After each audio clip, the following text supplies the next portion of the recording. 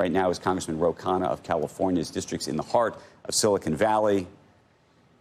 You watched this. This was very much like a cabinet meeting where everybody went around in a circle and told the president how great he was. What did you think of that?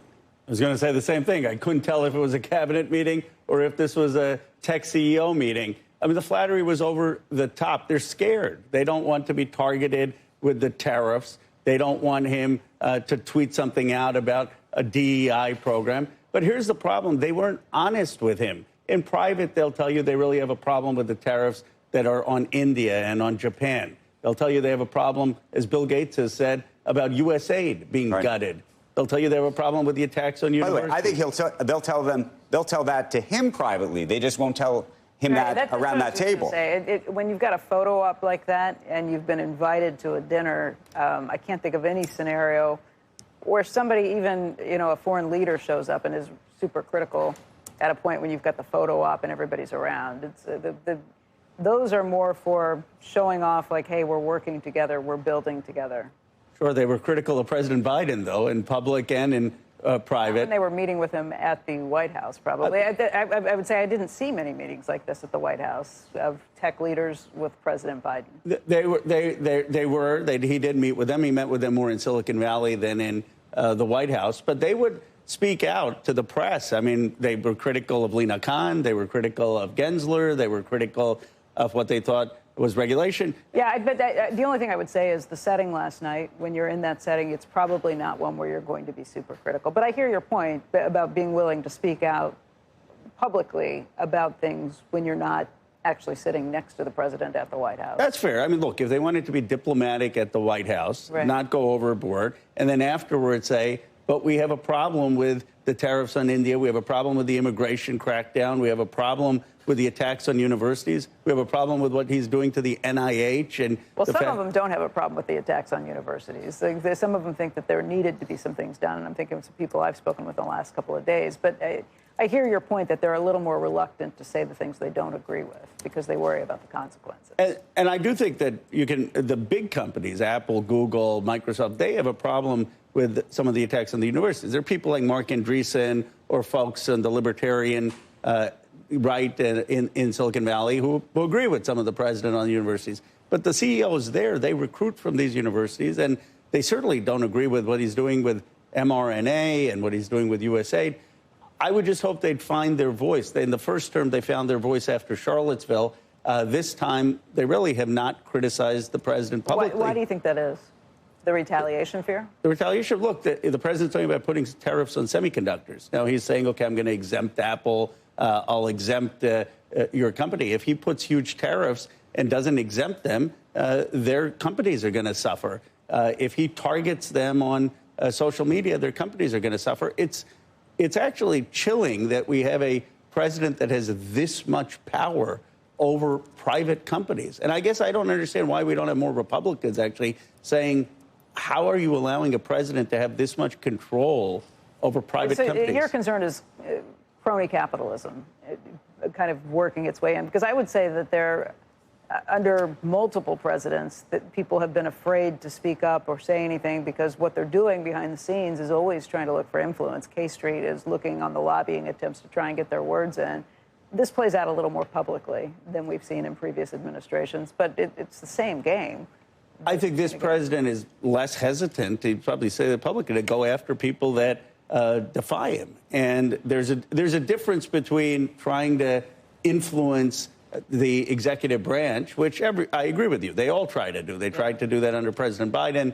Every president in history that you can think of, since there have been businesses. Yeah, but this is, look, the truth is... I hear your point. Look, I think you can look, I think that most of these CEOs, some of whom I've spoken to, not in the past 24 hours, but over the past couple of months, they would point to privately what happened to the law firms.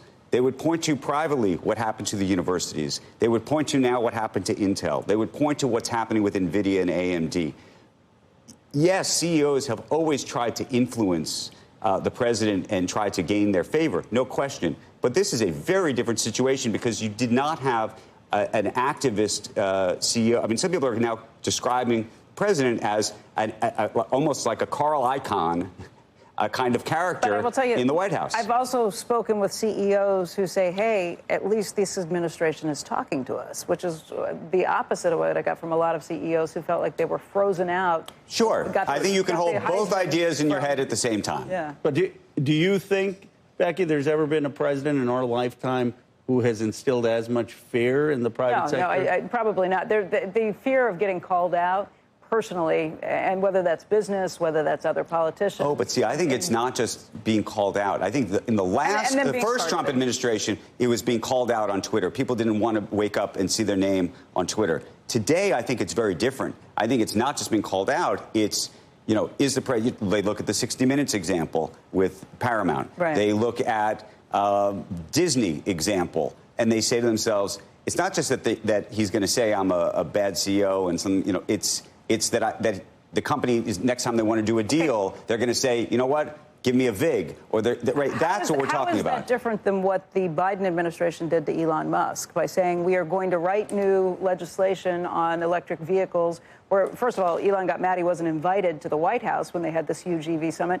But then the rules were written that basically wrote his company out and advantaged others that were union shops and that did things differently. I mean, that's also. I know he's a guest, but I just want to, and I'm not going to defend that because I think that was one of the biggest mistakes of the Biden administration in terms of how they treated Elon Musk. I agree with that, and I publicly criticized that at the time. 100%.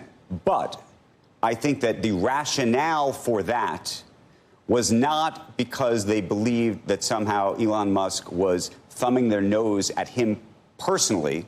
They believed. Their view was that they were a labor union-oriented administration trying to protect the UAW, and they wanted more vehicles to be made by, and they were trying to advantage those type of companies. I'm not saying it was the right reason or answer, but I think the motivation is totally different. There's more brass knuckles with this, but it's still the same story to me that people get frozen out by administrations. Look, this may be more personally driven. And there's a risk that their company's stock could tank, that their shareholder value could tank if the tariffs are put in a certain way, if the president says, look, fire the CEO, as he did on Intel. I mean, he really wanted to fire the CEO. We've never had that kind of interference. And I guess the question for business leaders is, what many of them say is, we're just going to duck under the table. The pendulum swings. Eventually, the Democrats will come back. You know, but, Ro, don't you think that actually, I mean, from a very just practical perspective, because people say to me, and as I'm sure they say to everybody at this table, you know, if they believe that this is a problem, why aren't they standing up and raising their hand? And I think that they're trying to play the long game, because if you raise your hand right now and say, I hate this, I don't like the president, I don't like what he's doing, there may be no opportunity to play the long game, meaning you will end the game right now because something will happen potentially that could injure your ability down the road to even exist. I guess my question is, what would you have them do? Well, first of all, I would have them. By the way, I'm not saying that's a good thing. I think it's actually a bad scenario that that setup even exists. First of all, I think they shouldn't underestimate their own power. I mean, in my district, you have 5 companies over $1 trillion, $14 trillion of value. East of the Mississippi, there's one company close to $1 trillion, J.P. Morgan. These folks have been, they're driving the American economy. They're driving our GDP. The president of the United States cannot just sabotage a wealth generation. They have enormous influence and power. And what I would say is get together as a group, like you did after Charlottesville, and come out with some broad principles of things that you know are hurting America on tariffs, on immigration policy, on anti-science policy, on the attacks on the private sector, and there's safety in numbers. And that's a collective action issue, though. I mean, you really need, it's a collective action issue, meaning you effectively need, this goes to the Chamber of Commerce, this goes to the Business Roundtable. You need a collective group of these people to do that in unison, because nobody's going to do it. Not even 10 of them will do it together. I think you need business patriots, or people like Bill Hewitt, David Packard, Andy Grove. There were leaders who said, yes, I have a commitment to my company, but I have a commitment to the country. And I'm hoping, and they did this after Charlottesville. I mean, you had a lot of business leaders come out and say, no, they're not fine people on both sides.